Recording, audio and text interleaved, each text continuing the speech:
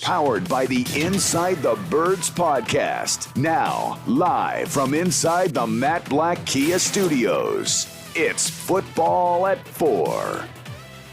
Football at 4 is powered by the Inside the Birds podcast, and it is brought to you locally by Caesars Entertainment Group of Atlantic City. Come experience the ultimate sports destination all season long at Wild Wild West, Tropicana Harrah's Resort Atlantic City.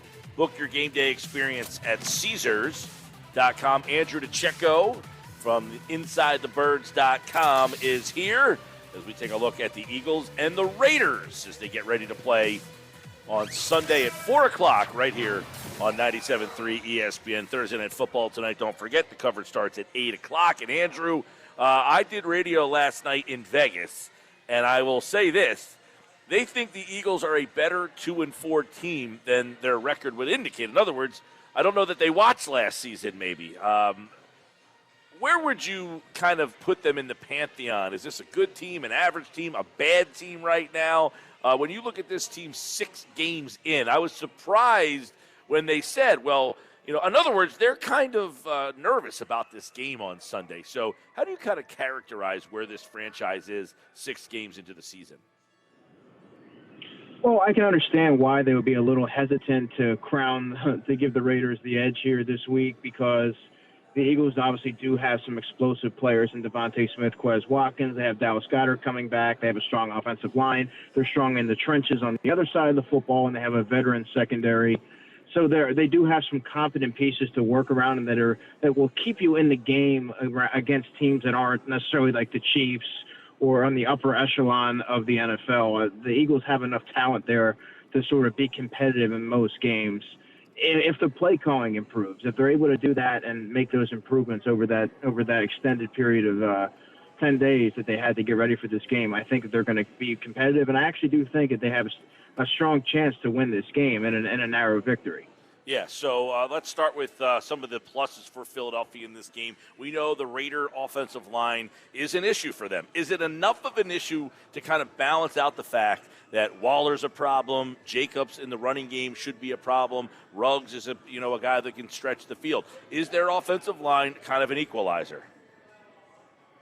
Their offensive line is an equalizer, and also Derek Carr historically has been a quarterback who has been up and down, and when you're able to apply pressure on a quarterback like him, much like you saw with Sam Darnold, they tend to look a lot different, and they're not as comfortable, and they're getting off their spot. Their timing's off because he's not necessarily a mobile guy. So if you're able to sort of get him rattled early, that's when you start to see the sort of flip in the Eagles' favor, and you get Jalen Hurts in the running game going. I think Jalen Hurts, they need to get him on the move and utilizing his legs a lot earlier than they have, instead of asking him to do that in the fourth quarter when the game has already been decided. I think that they have I think they match up quite well with this team. So, yeah, it would be interesting to see. And I do think that the offensive line is the equalizer. Yeah, and obviously, Waller, let's get your thoughts on that and what kind of impact he could have in this game and, what Jonathan Gannon can do because, he's an interesting guy in the amount of targets that they try to get him. I mean, there's some games you'll get 15 targets in a night. They'll try to center the whole offense around Waller. And I would imagine if they watched last week's game, with Alex Singleton on the field, and if you're going to play Davion Taylor more snaps, that could be some trouble, and Waller could be a big beneficiary here. Oh, yeah, if you remember a couple of days ago, Darren Waller was a former wide receiver in college and was an undrafted free agent wide receiver in training camp with the Baltimore Ravens. And he obviously has wide receiver tendencies, and he's someone who can be moved all around formations. He can win against corners. He can win against linebackers and safeties. He's very difficult to cover, and you can only hope to contain him. You're not going to necessarily shut him out completely, but he's someone that I would obviously try to find a way to neutralize if possible. And if you're going to get beat, you want to get beat by the Hunter Renfrows who are going to, it's like a Greg Ward. They're going to get 10, 11, 12 yards at a time. Brian Edwards is a player who has not really made the impact that I thought that he would. I was playing opposite Henry Ruggs. I think Henry Ruggs is going to be a player that has the ability to break the game wide open. Obviously, Darius Slay will probably draw that assignment. And the Eagles have the have the benefit of having a Devontae Smith on their team who has played with Henry Ruggs, so he can sort of key them in on some of his tendencies and the strengths and weaknesses and things of that nature. Yeah, and, the running game, too. Josh Jacobs, and now with the new coach in here, with John Gruden out, we saw some more of Kenyon Drake, and you wonder what the identity of the Raiders was under John Gruden, and has that taken a little bit of a shift? Are they trying to stay down the same path? What are some of the little differences maybe with the new coach?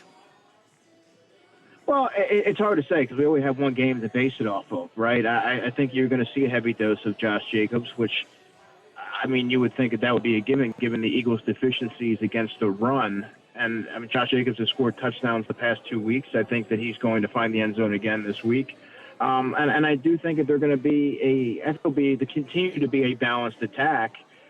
And you're going to see, I think you're going to see them try to find ways to get Darren Waller going early and then create mismatches in that way. But Henry Ruggs, to me, seems to be someone that they're going to find. The Eagles are going to have a hard time defending down the field. Again, if I'm the Raiders, I'm trying to find a way to isolate him against Steve Nelson, who doesn't run particularly well. So they have a lot of pieces, and I think it's going to be a balanced attack under this new head coach. And the Eagles are going to have to be ready, and they've had a long time to prepare for this. Yeah, Andrew Dicecco, Football at 4, Eagles and Raiders. One of the questions the host asked me last night was about the Eagles secondary with Slay and Nelson. And a couple of weeks ago when the Eagles had success is when they had Slay kind of move around with DJ Moore. Is this another week where we could see Slay? Do the Raiders with Ruggs, I mean, would he be the guy, or do you think their receiving core, merits somebody getting followed? I think I would put Darius Slay on Henry Ruggs. Henry Ruggs has shown this season that he can impact the game down the field, and that tends to shift momentum when you get these big chunk plays, and you can't allow that. Let the Raiders march, have these methodical drives, because eventually Derek Carr has shown that he will be someone who will turn the football over, just like Sam Darnold. I keep going back to that because I think that if you're able to keep the Raiders out of those big play situations where they're able to gouge the Eagles and march down the field that way, I think that you have the script would sort of favor the Eagles, because I think if you can apply pressure on Derek Carr, you got a chance. And I mean, you can steal a win down there in Vegas. Yeah, I know. People look at the fact that the Raiders are 4-2. They're coming off an impressive win last week, and this game is on the road. So can Philadelphia go out there and steal another road win? That would be their third road win of the season already here, which for a team that's 2-4 and out of the playoff mix, that would be pretty interesting. So let me ask you, Nick Sirianni talks about the RPO and how that's the run game, and that's the thing. When you watch the offense and he's saying that, does that suggest to you that A, he doesn't trust the running backs or his running game, or B, that he doesn't really have a running game? Like, which one is it? I think it would be option B. I think he just doesn't have a running game but that's self-inflicted. You don't have a running game because you have not tried to establish it. You haven't given it an opportunity to thrive. You have two running backs that complement each other well in Sanders and Kenny Gainwell. Their average per carry is hovering right around the 5-yard mark. Obviously, they don't have a large sample size. The two running backs have combined for 78 carries for 370 yards this season. But I mean, they trust Kenny Gainwell in situational football circumstances and the 2-minute offense and things of that nature. So I don't think that really plays into it. I think it's more so the lack of commitment to the running game that sort of snowballed and made the offense very one-dimensional. Okay, now Shane Steichen the other day seemed to mention, about the physicality, that you got to be physical. So you think the offensive coordinator is on the same page as the play caller? Well, it doesn't seem to be that way. And you know what? They've all said the right things, Mike. They lauded Dallas Goedert and praised him for all the different traits that he has. I mean, we all know that. They know that, but they have not. They never really unleashed them on teams and took advantage of that skill set. When there's been certain games that the middle of the field's been open and opportunities to threaten the seam, they need to find a way to get him going, because obviously now they're now committed to him, and this is going to be a telltale sign of whether or not they're going to he's going to be a long-term solution for the Eagles. So they really need to find out what he's able to do. But you always get that. You can't do that by getting a couple targets a game. This is a game-breaking type of player that I think can do that, and that's where the physicality also will come in, because he is their biggest weapon. You need to find a way to utilize him as a wide receiver out wide and do other things besides just being an inline blocker. So I think the physicality that Shane Steichen was talking about, yeah, it also comes, you want to see them have a heavier run approach, but it also comes in the passing game. They have a very finesse receiving core, and Dallas Goedert really is their lone big-bodied pass catcher. So you have to find ways to get him over the middle of the field and create yards after the catch and in the red zone and contested catch situations as well. So I think that they need to, as a whole, as a team, really, they need to establish a physical identity where teams are going to continue to force them to be one-dimensional and not respect certain aspects of the game, of their game. Yeah, now I thought that, Goddard's back off the COVID list. They brought Richard Rodgers back, so it'll be interesting to see how big of a role that Dallas Goedert has. But something that Jalen Hurts said the other day that kind of stood out was, I'm just kind of, executing the plays the way that they want them. And people are wondering, well, does that mean that they don't want him to throw to the tight end? They don't want him throwing over the middle? Do they not think that that's, So do the Eagles view Hurts right now as a very one-dimensional passer? Based on the calls and the way that things are sort of schemed up, you would tend to think so. However, this is an audition year for Jalen Hurts. You have to throw him in the deep end and allow him to make these throws. If he's going to make mistakes, you hope that he grows from it, but he's not going to improve or get any better if you're not putting him in uncomfortable situations and seeing what he's capable of, right? I mean, just having him throw these screens and throw outside the numbers, and teams already expect that. But let's see what he can do by putting the ball into tight windows over the middle and things like that. Is that what he's really adept in? No, but you have to see what he's able to do and get that on film and leave it to the coaching staff and his quarterback coach, and Brian Johnson, who he has a long history with, to iron out those deficiencies if they expect him to grow and progress. Yeah, that's a good point. This is an offense that you would think, or a coaching staff that you would think that Hurts should feel pretty comfortable with. And, he has people that know him, and, this is an offense this year that he should be able to make mistakes in, that they should allow him to kind of be more than just a safe guy. The interesting part about it, Andrew, is that he hasn't been that safe. Like, the tight end is the security blanket guy. Like, those safe throws would help him, and they're not doing it. So that's why I wonder, is it him or the coaches that aren't allowing him to take the safe play? Because the safe plays are there for him, and he's not taking them. Yeah, to me, it seems a little bit. It's a little bit of both. I think that there's opportunities to get Dallas Goedert or Zach Ertz when he was here going over the middle. You saw that in the Chiefs game, though. They utilized him over the middle a little bit more, but it has not been consistent enough. I think that Jalen's just not very comfortable doing that, but it's on the coaching staff to encourage it. Hey, look, if a guy's open, throw it. I mean, make the throw, and we'll correct it in the film room about what you need to improve on. But they're not doing him any favors by not emphasizing, hey, utilize the middle of the field, take what the defense is giving you. Yeah. I just think that they need to revamp their approach and really take a look at what's working and what's not working, and throw them in the deep end and sink or swim. I know that you do a lot with the draft and studying, quarterbacks come into the league. When you're looking at Jalen Hurts right now, does he have the arm strength? He's taken some shots down the field. People have questioned whether he has the arm strength to be a guy to go down the field. Is he an accurate thrower? I know it's only 10-game sample size, but what are we learning about him in these 10 games about his arm strength and accuracy? Well, I think Jalen's arm is strong enough to make the throws. However, he is late on a lot of throws. He drops his eyes. He doesn't see the field particularly well. He panics, and he likes to flee the pocket prematurely. These are all things that I saw when I was evaluating him coming into the draft last year, and they really have not been ironed out. It's very much a similar product from what I've grown accustomed to seeing in college.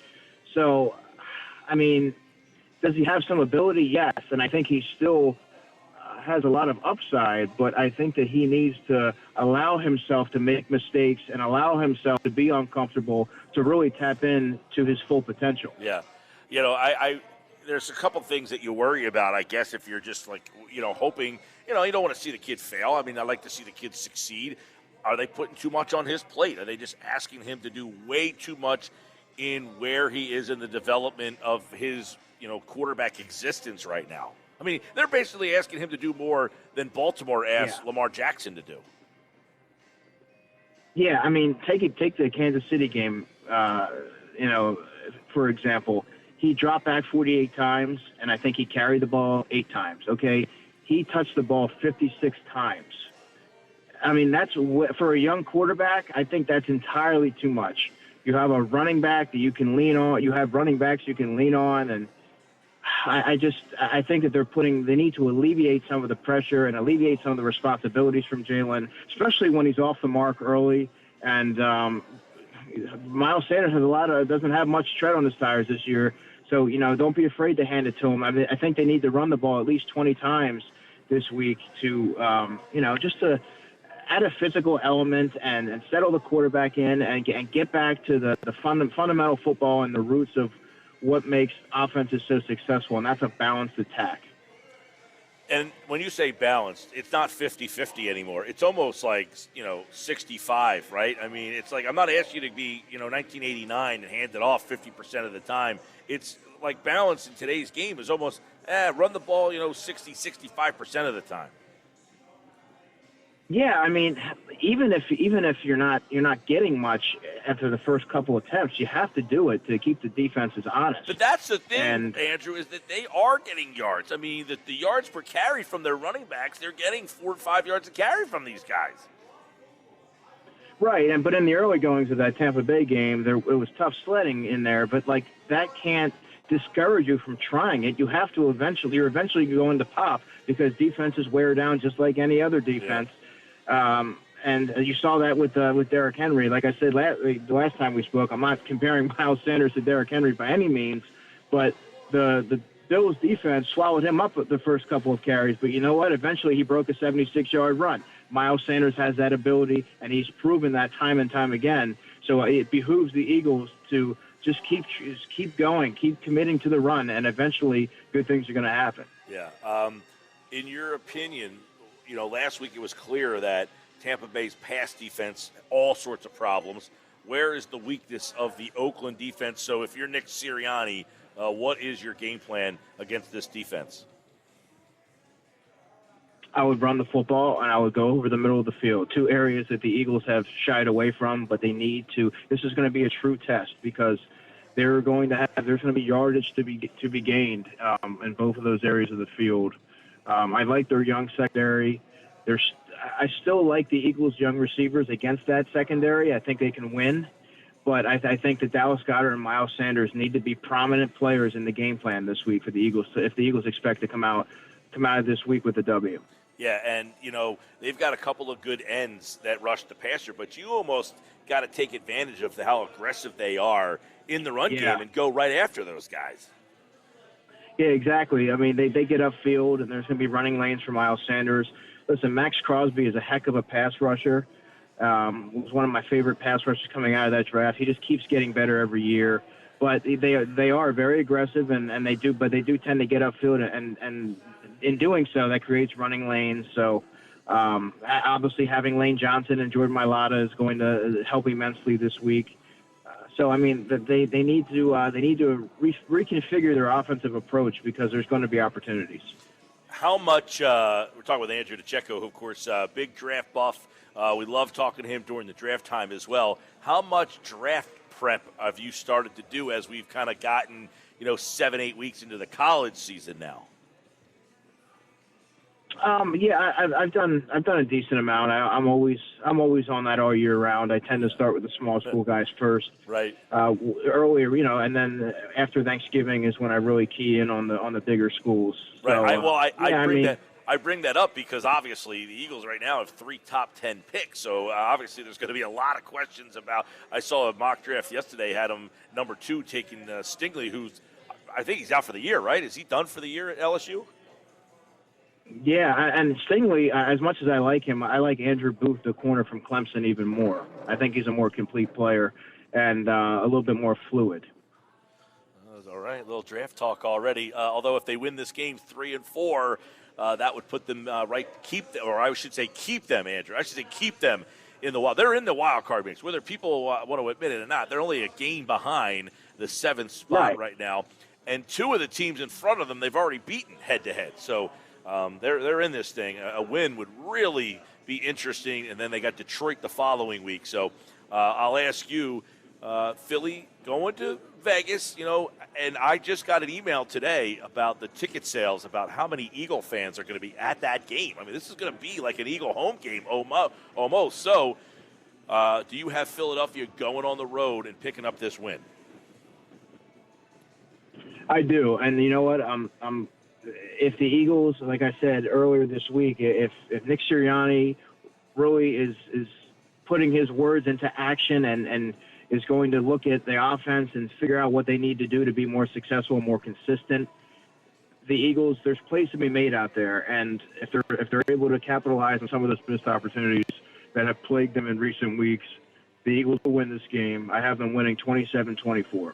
27-24, Andrew Dicecco, and, of course, the Inside the Birds guys every day right here, Football at 4 on the Sports Bash live on 97.3 ESPN. Tonight's game got a mash unit, Browns against the Broncos. Broncos coming up on the Eagles schedule as well, so there's another reason to watch that game or listen to it here on 97.3 ESPN.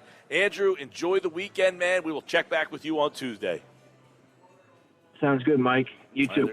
Andrew Dicecco, Football at 4 for the Inside the Birds podcast, guys. They have a new podcast coming out tomorrow morning at 6 a.m. Andrew does a great job covering the Eagles with the Inside the Birds guys here on the Sports Bash for Football at 4.